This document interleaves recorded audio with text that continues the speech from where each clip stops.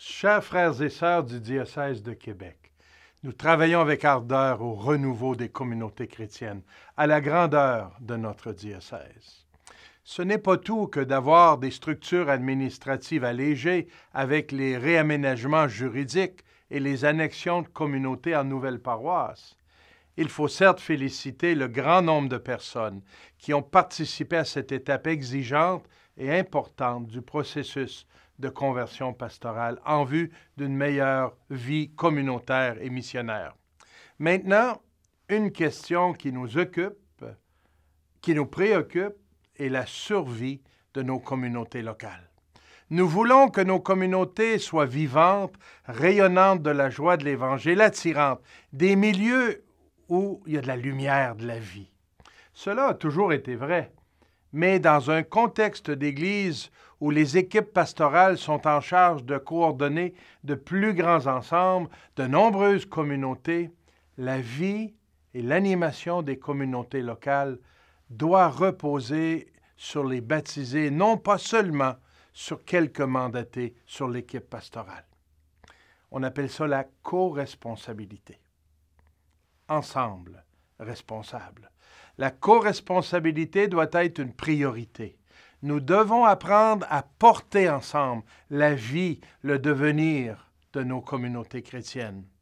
C'est une manière de vivre à laquelle notre Église nous invite. Le pape François aime parler de synodalité, qui veut dire marcher ensemble dans la même direction, discerner, chercher ensemble. D'ailleurs, dans le document final du Synode des évêques sur les jeunes d'octobre dernier, auquel j'ai participé, il est écrit au paragraphe 131 « Une Église synodale et missionnaire se manifeste à travers les communautés locales habitées par de nombreux visages. » Dès le commencement, l'Église n'a pas pris une forme rigide et uniformisée, mais elle s'est développée comme un polyèdre de personnes avec des sensibilités, des provenances et des cultures différentes.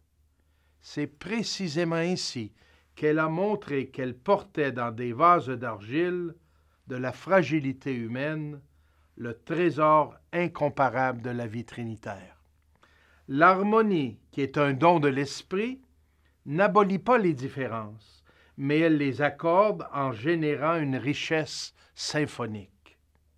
Cette rencontre dans l'unique foi entre les personnes différentes constitue la condition fondamentale pour le renouveau pastoral de nos communautés. Elle a une incidence sur l'annonce, sur la célébration et sur le service, c'est-à-dire sur les domaines fondamentaux de la pastorale ordinaire. Et cela, chers amis, nous sommes appelés à le vivre chez nous. Différents, mais ensemble, rassemblés dans une même foi pour qu'il y ait de la vie et de la vie chrétienne dans nos communautés.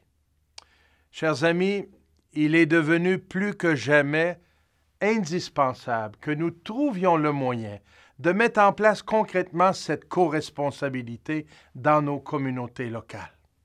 Les équipes d'animation locale, les EAL comme on les appelle, sont une réponse à ce défi. Elles existent déjà depuis plusieurs années chez nous. Vous en avez peut-être dans votre communauté, ou encore vous en avez eu, mais elles ont disparu. On entend parfois dire que les EAL n'ont pas fonctionné comme nous l'aurions souhaité. C'est vrai, dans certains milieux, c'était plutôt difficile. C'était une belle initiative, mais qui est tombée comme un feu de paille. Mais soyons vrais. Je pense qu'il y a 3 raisons pour lesquelles les équipes d'animation locale ont connu des difficultés. D'abord, on n'a pas vraiment mis en place des équipes d'animation locale telles que c'était souhaité. Souvent, on les a formées avec ce qu'on dit de façon populaire, avec des TLM, des toujours les mêmes. On a pris des gens qui étaient déjà là et on les a mis ensemble, des bonnes personnes, très engagées, sans aller chercher de nouvelles personnes. Il y a eu aussi la confusion des rôles avec d'autres comités. On ne savait pas comment ça fonctionnait, quelle place ça prendrait, cette équipe d'animation locale. Deuxièmement, le processus pour la mise en place a rarement été suivi tel qu'il était proposé. Et pourtant, dans ce processus, dans ce qui était proposé, il y avait toute une démarche pour sensibiliser la communauté, pour faire appel à la communauté, pour faire un discernement spirituel dans la prière, la consultation. Et finalement, il y a eu peut-être pas assez de soutien, ou peu de soutien, ou pas de soutien constant des équipes d'animation locale par l'équipe pastorale. L'heure n'est pas à se lancer des pierres ou des blâmes, mais plutôt de voir comment nous pouvons mieux faire aujourd'hui en vue de poursuivre la route ensemble. Des erreurs, nous en avons tous et toutes fait dans notre passé et avec les meilleures intentions du monde. Notons aussi qu'en plusieurs milieux, il n'y avait peut-être pas assez de vision, de direction vers où nous souhaitions aller avec ces équipes d'animation locale. Pas de projet pastoral dans lequel s'insérait dans le milieu cette équipe. C'est pourquoi je me permets aujourd'hui de vous lancer à nouveau l'invitation de reconsidérer sérieusement la mise en place d'équipes d'animation locale dans chacune de vos communautés dans votre paroisse. Comment y arriver? Bien, nous devons développer la culture de l'appel et croire que l'Esprit Saint donne à des baptisés et à la communauté les charismes, les talents pour réaliser la mission. Il y a dans votre communauté, j'en suis sûr, des personnes qui sont capables et qui sont peut-être prêtes, qu'elles attendent d'être appelées, invitées pour se lever. J'entends souvent dire que c'est très difficile de trouver des bénévoles, de la relève. Pourtant, je vois dans certaines communautés, lorsqu'il y a de l'audace pour appeler, pour inviter, pour partager un projet mobilisateur, il y a des gens qui se lèvent et s'engagent. Il n'est pas heureux à court et à moyen terme que ce soit toujours les mêmes personnes que nous retrouvions dans à peu près tous les comités de la paroisse. D'une part, c'est très généreux d'être aussi engagé, mais d'autre part, ça ne laisse peut-être pas suffisamment de place pour que de nouvelles personnes s'y engagent. Et pour les personnes qui sont dans tout, ça donne l'impression aussi que finalement notre communauté est mourante et on est quelques-uns à tenir ça à bout de bras. Il y a aussi ce risque d'accaparer nos responsabilités et ne pas assez faire confiance à d'autres personnes de la communauté qui nous succéderont et qui feront peut-être les choses autrement, avec de nouvelles idées, comme nous en avons eu lorsque nous sommes arrivés. Tant et aussi longtemps que nous allons occuper toutes les chaises, c'est évident que personne ne va se pointer le nez pour s'offrir. Mes amis, faisons confiance à l'Esprit de Dieu et lançons les filets. Invitons de nouvelles personnes à partager leurs talents en acceptant de nous enrichir de nouvelles façons de voir et de faire.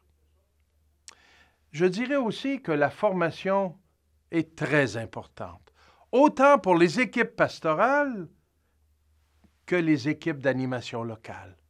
Riches de l'expérience du passé récent, nous savons maintenant qu'il est nécessaire de donner une formation conjointement aux équipes pastorales et aux équipes d'animation locale de leur milieu afin qu'on trouve les moyens de partager ensemble la mission. Co-responsables, bien sûr avec divers niveaux de responsabilité.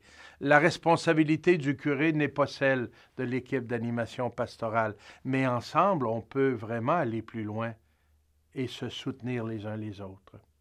L'équipe d'animation locale est composée de membres de la communauté locale. C'est bien évident, mais il est souhaitable, et je dirais même indispensable, qu'il y ait un membre de l'équipe pastorale qui assure le lien avec les AL, le soutien pour que la communication soit fluide entre les deux groupes dans la communauté paroissiale. J'invite chaque équipe pastorale à regarder l'ensemble de sa paroisse selon le nombre de communautés locales et établir un échéancier concernant la mise en place des équipes d'animation locale prochainement. C'est très aidant, vous le savez, de se fixer une cible et de mettre les efforts nécessaires pour l'atteindre. C'est ce que nous avons fait avec les réaménagements juridiques et administratifs. Lancés en 2011, nous nous étions donné comme cible d'avoir terminé cette étape autour de 2020. Grâce au travail très engagé d'un grand nombre, nous avons pu devancer cette cible et l'atteindre une année d'avance. Il me semble que ce serait raisonnable de penser à un échéancier pour la mise en place des équipes d'animation locale dans chaque communauté locale de notre diocèse de Québec d'ici 3 ans, ou un peu plus ou un peu moins, selon votre réalité locale. Mais ce n'est pas à remettre à plus tard. Déjà, réfléchissons, discernons et trouvons le moyen de mettre en place ces équipes, car nous en avons vraiment besoin. Les personnes qui vous soutiennent de la part des services diocésains sont là pour vous aider à trouver les meilleurs moyens d'atteindre ce but. Elles vous aideront à chercher ensemble.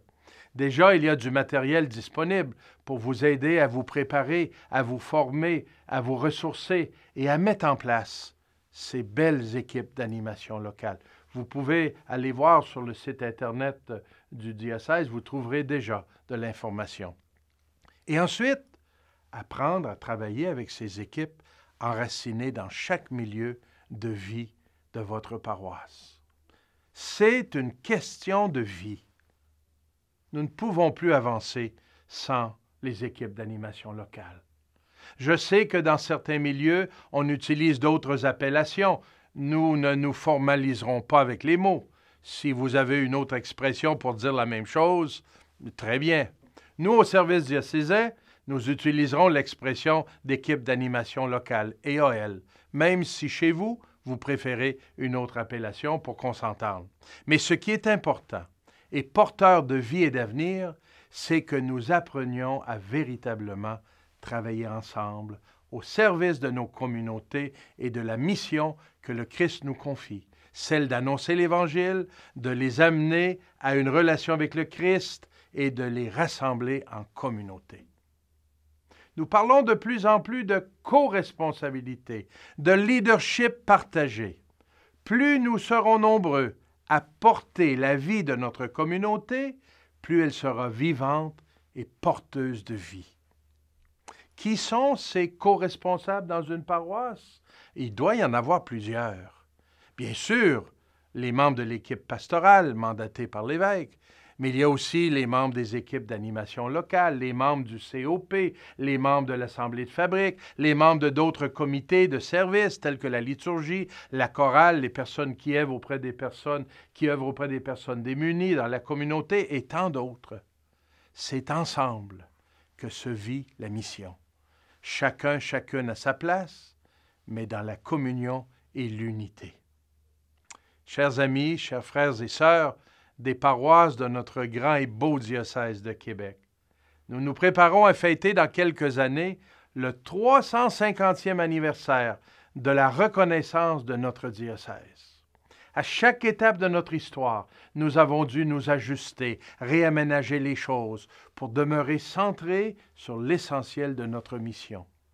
Une des clés de succès pour les années à venir, afin que nous puissions revivifier nos communautés locales et assurer non seulement leur survie, mais leur rayonnement et leur capacité d'accueillir de nouveaux baptisés, c'est la mise en place des équipes d'animation locale. Engageons-nous pour que bientôt, nous puissions compter sur une de ces équipes dans chaque communauté locale. Sur le site Internet de notre diocèse, vous trouverez sous l'onglet « Pastoral » de l'information intéressante et éclairante sur les EAL. Et si vous avez d'autres questions, n'hésitez pas à en parler à votre duo de soutien des services diocésains. Ils sauront vous offrir l'information pertinente pour aller de l'avant. En conclusion, pourquoi tout cela est nécessaire? Mes amis, pour assurer l'avenir de nos communautés locales, pour qu'il y ait de la vie dans nos milieux, qu'ils soient tout petits ou plus gros. Le fait de nous avoir regroupés en plus grands ensembles, en paroisses avec plusieurs communautés locales, requiert ce leadership, cette participation engagée au plan local. Les EAL sont, à mon humble avis, un moyen efficace d'assurer cela. Ma prière vous accompagne comme toujours. J'ai confiance en vous et je sais qu'il y a des baptisés qui sont capables de se lever dans chaque communauté pour répondre à cet appel de service, de don de soi et de se joindre à d'autres personnes pour former une équipe qui peut faire toute la différence dans les milieux. Allez, en avant la mission.